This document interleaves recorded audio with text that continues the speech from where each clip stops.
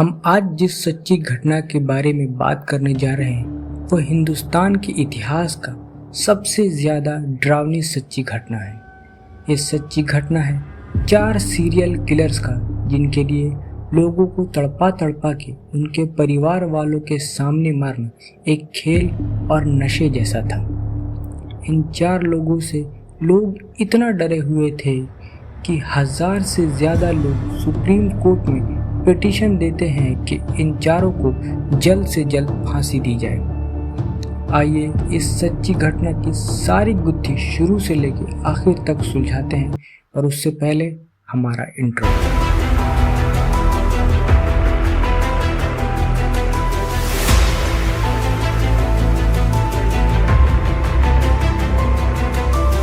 ये सच्ची घटना है पुणे की। पुणे एक शांत, सुखद और समझदार लोगों का शहर, लेकिन 1976 और 77 में इस शहर ने देखा एक ऐसा काल जहां डर ने अपना घर बना लिया था। 10 लोग एक से बढ़कर एक बेरहम तरीके से मार दिए जाते हैं, और इन सब के पीछे थे 4 नौजवान जिन्होंने मौत को अपना शौक बना लिया था। रघुनाथ जक्काल, श्रीकांत जगताप, दिलीप सुतर और मुनव्वर शाह, ये चारों पुणे की अभिनव कला मध्य विद्यालय के कमर्शियल आर्ट के स्टूडेंट्स थे। दिखने में आम स्टूडेंट जैसे, लेकिन अंदर से दरिंदे। पहले छोटी छोटी चोरियां करना, दादागिरी करना, लड़कियों के साथ छेड़छाड़ करना, और फिर धीरे धीरे इनका जुनून बन गया लूट और कत्ल।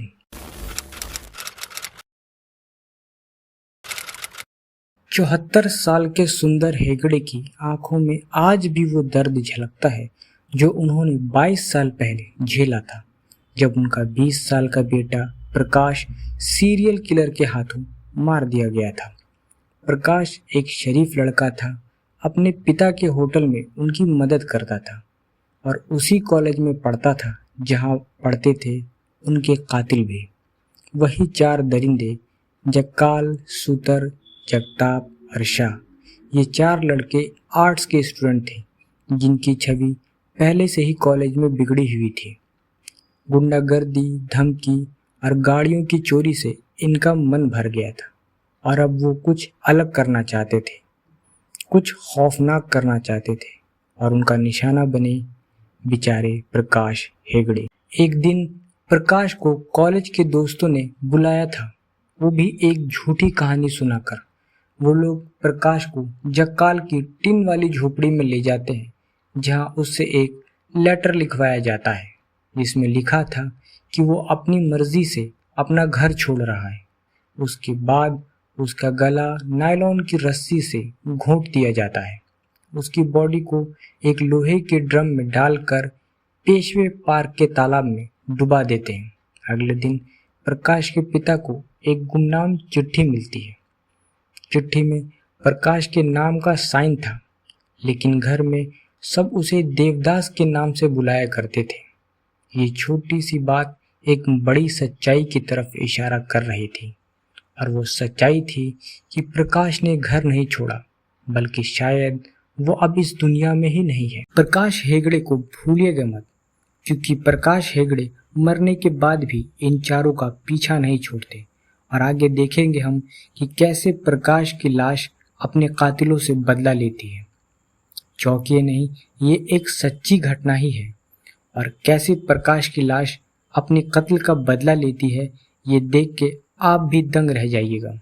प्रकाश हेगड़े के कत्ल के बाद ये लोग कुछ महीने शांत रहते हैं। फिर उसके बाद अगस्त 1976 में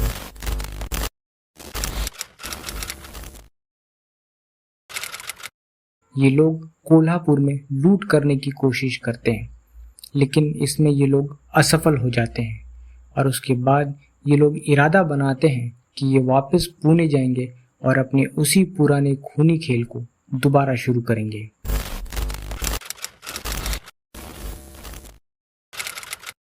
इकतीस अक्टूबर 1976 गिरोह का अगला शिकार था अछूत जोशी और उनका पूरा परिवार। अछूत जोशी, उनकी पत्नी उषा जोशी और उनका बेटा आनंद, तीनों लोगों का एक ही रात में नरसंहार कर दिया जाता है।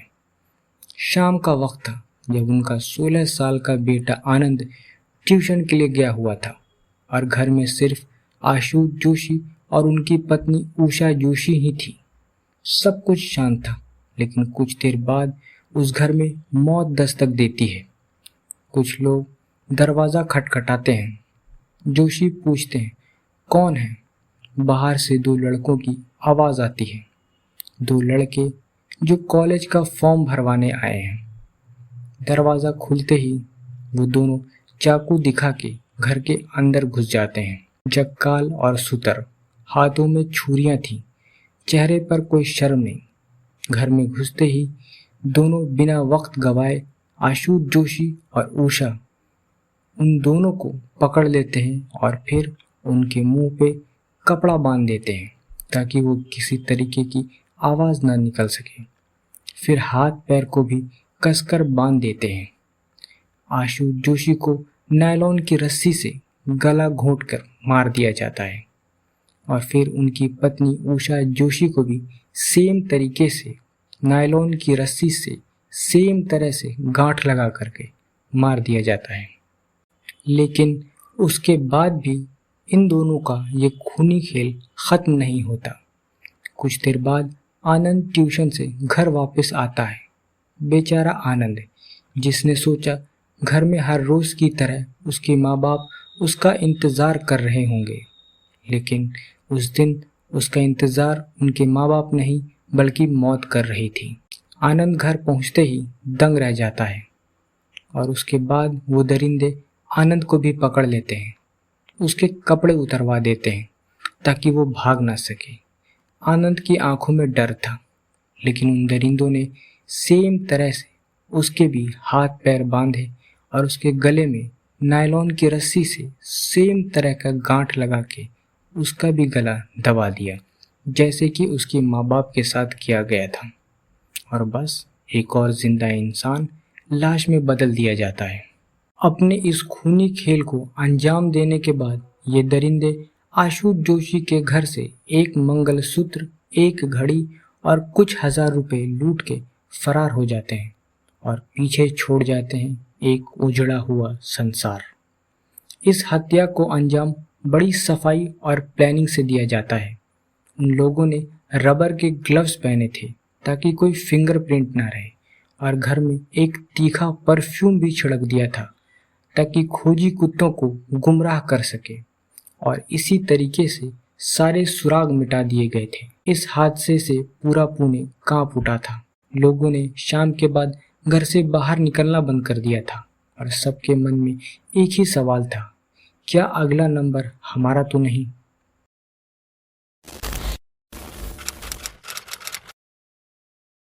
बाईस नवंबर 1976 शंकर सेठ रोड पर यशोमती बफना के घर में ये लोग घुसने की कोशिश करते हैं, लेकिन इसमें वो लोग सफल नहीं हो पाते क्योंकि वहाँ दो नौकर उनको ज़बरदस्त टक्कर देते हैं और उन चारों को वहाँ से भागना पड़ जाता है। बफना बंगलो में जो बेइज्जती हुई थी उसने इन चारों के अंदर एक आग लगा दी थी।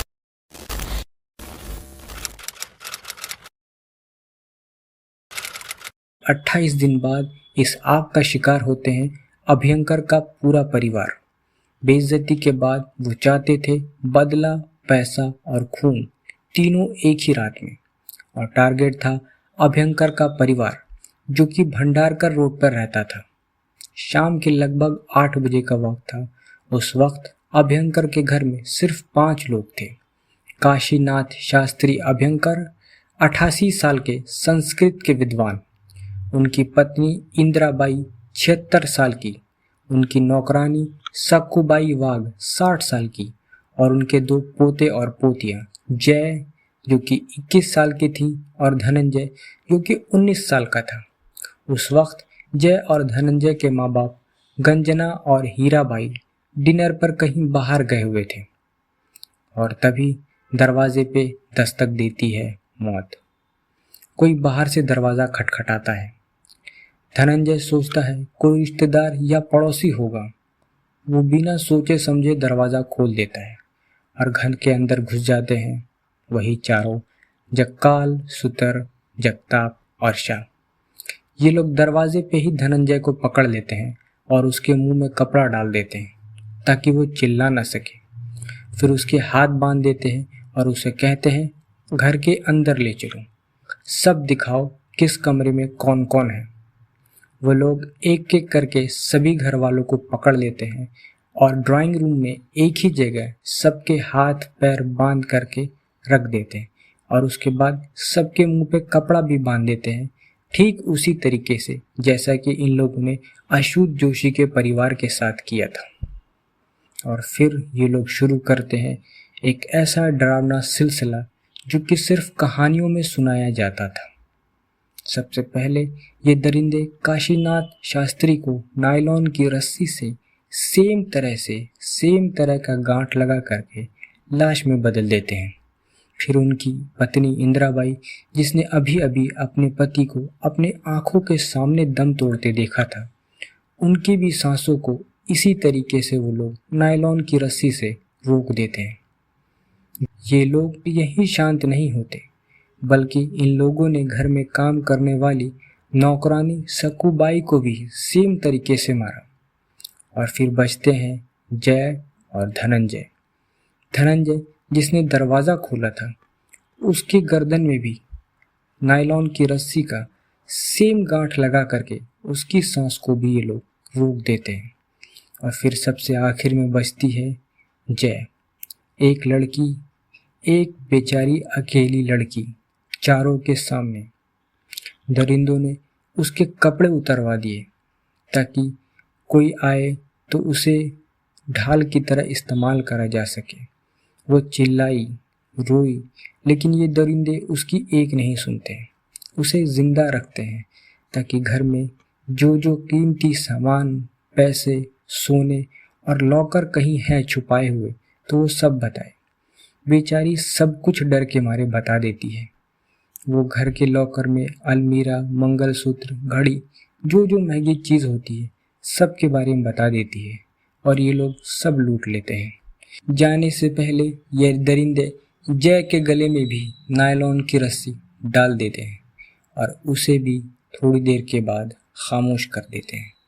मानवता का वो अंतिम शब्द भी शायद उस रात उस घर से खत्म हो गया था। इस सच्ची घटना में आगे बढ़ेंगे, लेकिन उससे पहले एक रिक्वेस्ट। ऐसी सच्ची घटना ढूंढने में हमें बहुत ज़्यादा मेहनत लगती है, तो अगर आप यहाँ तक वीडियो देख चुके हैं तो प्लीज़ इस वीडियो को लाइक करें, अपने सुझाव को कमेंट बॉक्स में लिखें और हम इस चैनल पे ऐसे ही सच्ची घटनाओं से रिलेटेड कई वीडियोस अपलोड करने वाले हैं जल्द ही, तो आप इस चैनल को ज़रूर सब्सक्राइब करें। अब आगे बढ़ते हैं अपनी कहानी पे। अगली सुबह जब गंजना और हीरा भाई घर वापस आते हैं तो दरवाज़ा अंदर से बंद होता है। कई बार घंटी बजाई जाती है, दरवाज़ा खटखटाया जाता है, लेकिन कोई नहीं खोलता। शक होने पे पड़ोसी को बुलाकर दरवाज़ा तोड़ा जाता है और अंदर का मंजर देखकर पूरी कॉलोनी जैसे सहम सी जाती है। घर के बीच में एक मौत का दरबार लगा था। एक एक लाश रस्सी से बंधी, मुंह में कपड़ा और आंखें खुली हुई थी। ये मंजर इतना डरावना था कि आज भी वहाँ के लोग इसे याद करके घबरा जाते हैं। उस दिन से पुणे की हवा बदल गई। लोग 7 बजे के बाद घर से बाहर निकलना बंद कर देते हैं। कोई किसी अजनबी के लिए दरवाज़ा नहीं खोलता। लोगों ने अपने पड़ोसियों से बात करना छोड़ दिया था, क्योंकि सबको एक ही चीज़ का डर था। वो चीज़ थी नायलॉन की रस्सी और 4 अनजान चेहरे, जो कि कोई भी हो सकता था। अछूत जोशी और अभयंकर के परिवार को लूटने के बाद इन चारों के पास बहुत पैसे आ गए थे, लेकिन अभी भी इनके दिमाग में लहू का जो नशा था वो उतर नहीं रहा था। जो भी उनके रास्ते में आया वो जिंदा वापस नहीं गया। और अब बारी आई गोखले फैमिली की।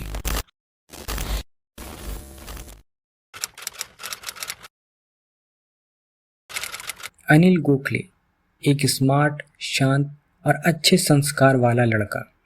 उसने सिर्फ एक गलती कर दी, किसी अनजान को अपने बड़े भाई का दोस्त समझकर बाइक पे लिफ्ट दे दी और वो लिफ्ट मांगने वाला कोई और नहीं, साधु जक्काल था। साधु जक्काल अनिल के बड़े भाई के साथ कॉलेज में पढ़ता था।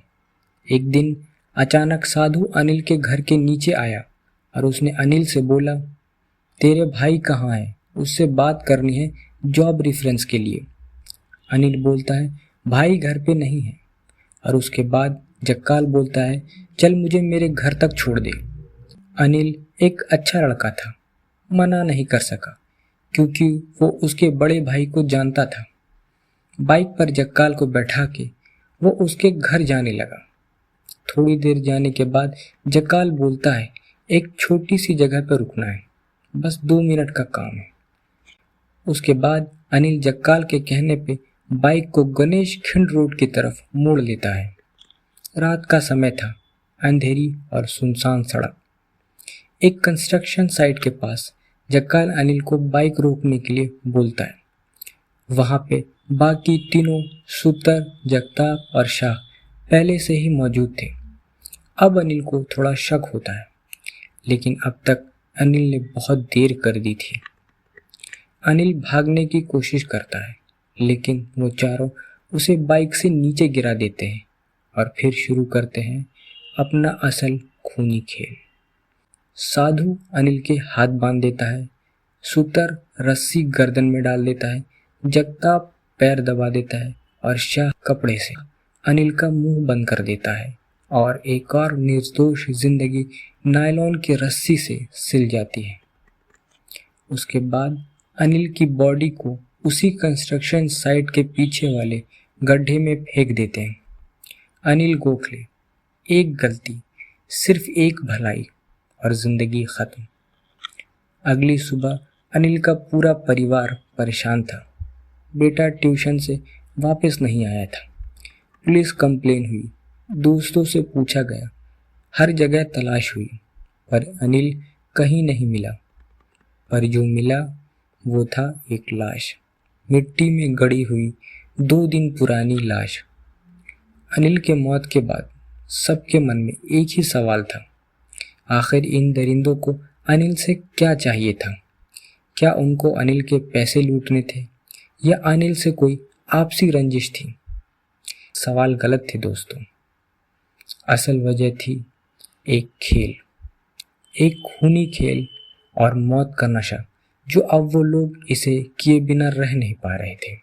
अनिल की मौत के बाद पुणे के लोगों के दिल में डर जैसे घर कर जाता है, क्योंकि लोग अब तक ना घर में सुरक्षित थे और ना ही घर के बाहर। और इसके बावजूद भी कई मौतें होने के बाद भी पुलिस के पास अभी तक कोई सुराग नहीं था। और फिर वक्त आता है 24 मार्च 1977 का।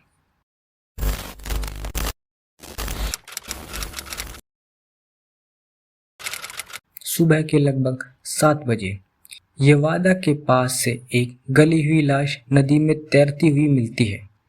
लाश का चेहरा पहचानना मुश्किल था, लेकिन कमर के आसपास एक नायलॉन की रस्सी बंधी हुई थी, उसी खास गांठ के साथ जो कि बाकी मर्डर्स में भी कॉमन थी। इंस्पेक्टर मनिका राव दामे की आंखें उस वक्त कुछ और नहीं देख सकी और देखी तो सिर्फ वो नायलॉन की रस्सी में लगी सेम तरीके की गांठ। उन्होंने तुरंत एसीपी मधुसूदन होलियाकर को इस बारे में इन्फॉर्म किया और एसीपी मधुसूदन के लिए ये एक डेजा वू मोमेंट था। गांठ का तरीका वही था जो आशुत जोशी के परिवार और बाकी सारे मर्डर में मिल रहा था। और यहीं से एसीपी मधुसूदन की इन्वेस्टिगेशन एक नया मोड़ ले लेती है। अभी आप लोगों के मन में एक सवाल होगा कि ये आखिर लाश थी किसकी? वो लाश थी प्रकाश हेगड़े की, वही लड़का जो कॉलेज का ब्रिलियंट स्टूडेंट था और अपने पापा के होटल में उनका हाथ बटाता था और कुछ दिनों से जो मिसिंग था। उसकी गर्लफ्रेंड के कहने पर मिसिंग रिपोर्ट लिखाई गई थी, लेकिन कोई लीड नहीं मिला था। हेगड़े की पहचान उसकी कपड़ों से हुई और बाद में डेंटल रिकॉर्ड से ये कंफर्म भी हो गया कि ये लाश प्रकाश हेगड़े की ही है। याद करने की कोशिश कीजिए, हमने पहले ही बताया था कि प्रकाश मरने के बाद भी इन लोगों का पीछा नहीं छोड़ते। पुलिस की जांच अब तेज हो जाती है और जांच प्रकाश के कॉलेज तक पहुंच जाती है, क्योंकि मर्डर के पैटर्न में कॉलेज का फॉर्म भरवाने के बहाने घर में घुसना, और सबसे बड़ी बात, प्रकाश हेगड़े उसी कॉलेज के था। पुलिस ने कॉलेज में जांच शुरू की और पाया कि 4 लड़के हैं जिनका नाम कॉलेज में बहुत खराब है। गुंडागर्दी करना, धमकी देना, लड़कियों के साथ छेड़छाड़ करना, ये उनके लिए एक आम बात है। उन चारों को पुलिस स्टेशन में बुलाया जाता है। पुलिस चारों को अलग अलग बैठा के सवाल करना शुरू करती है। पूछताछ में सबके स्टेटमेंट अलग अलग आते हैं। किसी की कही बात दूसरे की कही बात से मैच नहीं करती। पुलिस को अब इन चारों पे शक होने लगता है, लेकिन पुलिस ये बात इन चारों को नहीं बताती, बल्कि ऐसा जाहिर करती है कि ये सिर्फ एक मामूली पूछताछ है, जैसा कि बाकी कॉलेज स्टूडेंट से भी पूछताछ किया गया था प्रकाश हेगड़े की लाश मिलने के बाद, क्योंकि प्रकाश इसी कॉलेज का स्टूडेंट था। और तब जक्काल ने ओवर स्मार्ट बनने के चक्कर में एक लाइन बोल दी। वो बोलता है, मुझे लगता है हेगड़े और गोखले वाला केस कनेक्टेड है। ये सुन के पुलिस ऑफिसर चौंक जाते हैं और चिल्ला के पूछते हैं, तेरे को कैसे पता? ये तो सिर्फ पुलिस जानती है कि इन दोनों मर्डर का तरीका सेम है। अब पुलिस का शक जक्काल पे बहुत गहरा हो जाता है।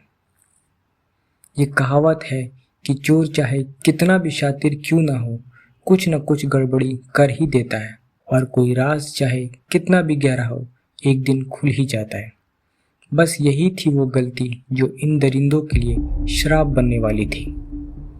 अब पुलिस का ध्यान सिर्फ जक्काल और उसके 3 साथियों पे था। पुलिस इन लोगों का बैकग्राउंड और बीता हुआ कल खंगालने में लग जाती है और इनके बारे में सारी इन्फॉर्मेशन निकालने लगती है। और जो इन्फॉर्मेशन मिलती है वो एसीपी मधुसूदन के होश उड़ा देती है। दरअसल ये चारों एनसीसी के ट्रेंड स्टूडेंट थे और नायलॉन की रस्सी में जो गांठ लगाने का तरीका था वो एनसीसी ट्रेंड स्टूडेंट ही लगा सकते थे, क्योंकि एनसीसी की ट्रेनिंग में गांठ बांधने का ये खास तरीका सिखाया जाता है। पुलिस रघुनाथ जक्काल, मुनव्वर शाह, दिलीप सुतर और श्रीकांत जगताप को अरेस्ट करती है और साइंटिफिक इंटरोगेशन के लिए भेज देती है। और साइंटिफिक इंटरोगेशन में कन्फेशन मिल जाता है, पर नहीं मिलता है अब तक तो वो था कोई ठोस सबूत। इतना सब होने के बाद लोगों के अंदर कुछ हिम्मत आई जब पुलिस ने उन चारों को अरेस्ट कर लिया। तो उसके बाद उस कॉलेज के स्टूडेंट सतीश गोरे और सुभाष चंदक ने पुलिस को बताया कि सतीश ने हेगड़े का मर्डर होते हुए देखा था, पर डर की वजह से ये बात उस वक्त वो किसी को नहीं बता पाया। उसके बाद पुलिस ने सारे सबूत ढूंढ निकाले। पेशवे पार्क से ड्रम मिला, करवे रोड शेड के पास से इन लोगों ने जो लूट का सामान रखा था वो सब बरामद हुआ और सब कुछ पुलिस ने ढूंढ निकाला जो उनको फांसी तक पहुंचाने के लिए काफ़ी था। फिर वक्त आ जाता है 15 मई 1978।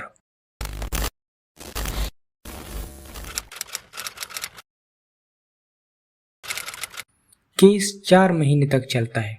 उसके बाद जज फमन बपट ने 28 सितंबर को इन चारों को फांसी की सज़ा सुना दी।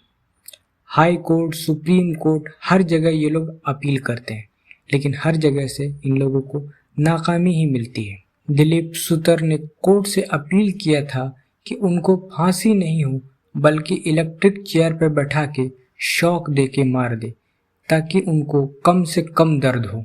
सोचने वाली बात यह है कि वो दरिंदे हैं जिन्होंने 10 लोगों की जान ली और तब उनके दर्द के बारे में बिल्कुल भी नहीं सोचा, और जब खुद की बात आई तो आसान मौत मांगने लगे।